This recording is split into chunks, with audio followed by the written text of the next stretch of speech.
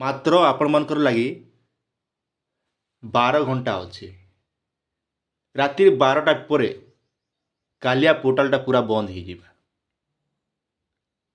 ତାର ଆଗରୁ ଯଦି ଆପଣମାନେ ଯଦି ଅନଲାଇନ୍ ଯାହା ଯାହା ପ୍ରୋବ୍ଲେମ୍ ଅଛି ଆପଣଙ୍କର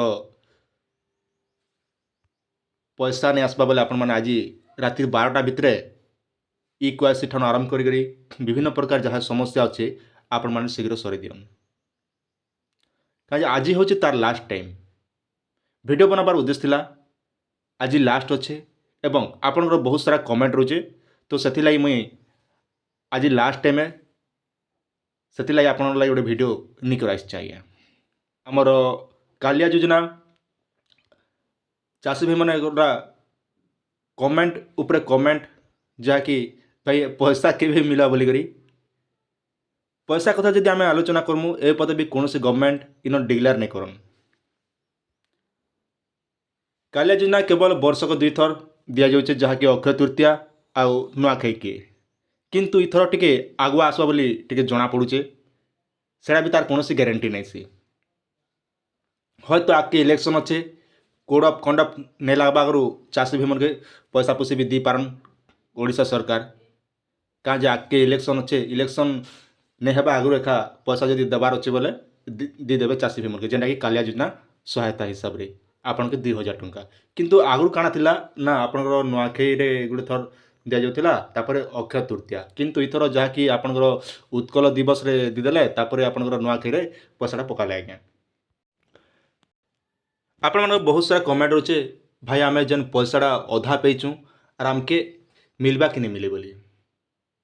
ଆପଣ ଯଦି ବିଭିନ୍ନ ପ୍ରକାର କାରଣ ଥିଲା, ଯଦି ଆପଣଙ୍କର ପଇସା ଅଟକି ଯାଇଥିଲା କିମ୍ବା ଆଧାର ସିଡ଼ିଂ କିମ୍ବା ଆପଣଙ୍କର ବ୍ୟାଙ୍କର କିଛି କାରଣ ଲାଗି ଆପଣଙ୍କର ଅଟକି ଯାଇଛେ ବୋଲେ ଆପଣମାନେ ଯଦି ସୁଧରେ ଦେଇଛନ୍ ସବୁ କାମଟା ବୋଲେ ନିହାତି ଥର ଆପଣମାନେ ଯେନ୍ ପୁରୁଣା ପଇସା ବି ପାଇପାରିବେ।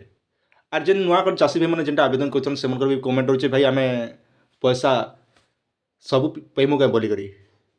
ଆପଣମାନେ ଦେଖନ୍ ଯଦି ଆପଣମାନେ ନୂଆ କରି ଆବେଦନ କରିଛନ୍ ଆପଣଙ୍କର ଏଥର ସବୁ ଠିକ୍ ହେଇଯାଇଛେ ବୋଲେ ଆପଣମାନେ ସବୁ ପଇସା ନେଇ ପାଉନ୍। କେବଳ ଗୋଟେ ଯେନ୍ ଆପଣଙ୍କର ଆରମ୍ଭ କରିଛନ୍ ମାନେ ଆବେଦନଟା କରିଛନ୍ ସେଦିନ ହିଁ ଆପଣଙ୍କର ପଇସାଟା ଲାଗୁ କରାଯିବା। କାଁ ଯେ ହେନ୍ତା ତ ମୋତେ ବି କୌଣସି ସମ୍ଭାବନା ନାଇଁ ଲାଗବା।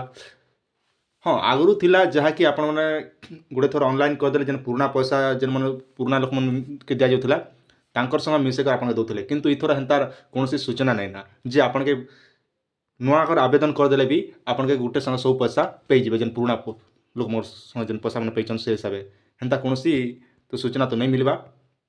କିନ୍ତୁ ଆଉ ଗୋଟେ ଆମର ଚାଷୀ ଭାଇମାନଙ୍କ ଲାଗି ଯେନ୍ଟାକି ଖୁସି ଖବର ଅଛି, ଯେନ୍ ଚାଷୀ ଭାଇମାନେ ଦେଖନ୍ ସେଥରକର ଫାଇନାଲ୍ ଭେରିଫିକେସନ୍ ପେଣ୍ଡିଂ ଥିଲା ଷ୍ଟେଟ୍ ଲେବୁଲଟା, ସେନେ ଯେନ୍ ଗୋଟେ ଫାଇନାଲ୍ ଭେରିଫିକେସନ୍ ପେଣ୍ଡିଂ ମାନେ ସେମାନଟା ଏଥର କନଫର୍ମ ହିସାବରେ ପଇସା ମିଲବା।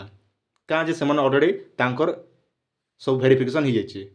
ଆଉ ଏବେ ଯେନ୍ ନୂଆ କରି ଆବେଦନ କରୁଛନ୍ ସେ ଚାଷୀ ଭାଇମାନଙ୍କ ଲାଗି ଏବେ ଯାହାକି ତାର ଟାଇମ୍ଟା ଲାଗୁଛେ ଦେଖନ୍ ସରକାରୀ ଜିନିଷ କେତେବେଳେ କାମଟା ହେସି କେତେବେଳେ ସ୍ଲୋ ହେସି ଆଜ୍ଞା।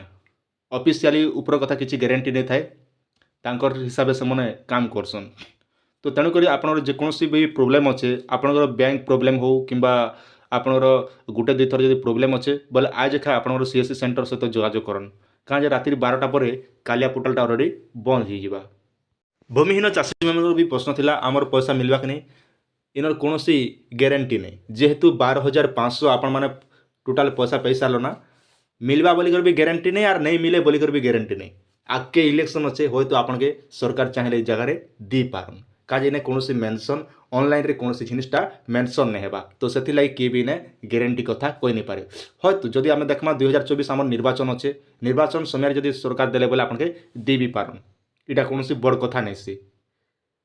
आर इन्हें नहीं दिए बोलिकर भी कोई नहीं हो, आर देवा बोलिकर भी जगह कोई नहीं हो। आज्ञा स्क्रीन सामने भी देखी पारे भूमिहीन मान को जहाँकि 12,500 लिखा जाइए, तो ये हिसाब से कौन लोग भी ग्यारंटी दे नहीं पारे आगे आपन पैसा दे बोलिक। तो आपण मैंने देखा जाओ आगे जेन दिन पैसा आसवा से दिन ही कन्फर्म जानी हेबा किंबा जदि आगुआ जदि नोटिस आसवा पहले हाँ कही हेबा जे भूमिहीन के पैसा मिला बोलिक। तो यहाँ थिला आपण मन छोटी अपडेट। आशा करुँ भिडियोटी आपको निहाती भाव भल लगी आपंकर सुचिंत मतामत निहाती कमेंट सेक्शन में जणावे।